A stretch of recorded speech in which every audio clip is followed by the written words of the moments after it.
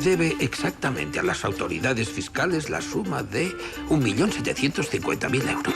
Disculpe, ¿tengo que pagarlos? A la periferia. ¿La periferia? 27% de jóvenes en paro. Un acto incívico cada 20 minutos. ¡No grite que lo altera! Dele esto, dele esto. Son yayitas. ¡Que no son para usted!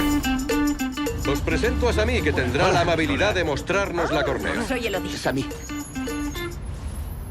Bueno. Sammy, vamos.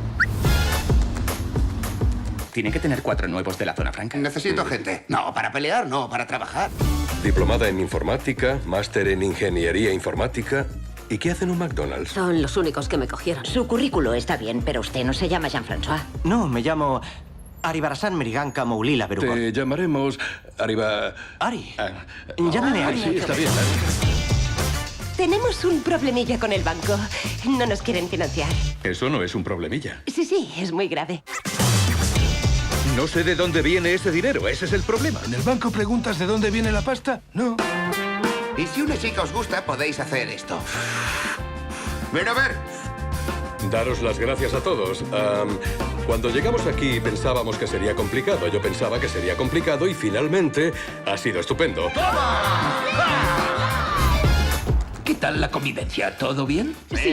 Solo hay que cuidar de que no te manguen las cosas.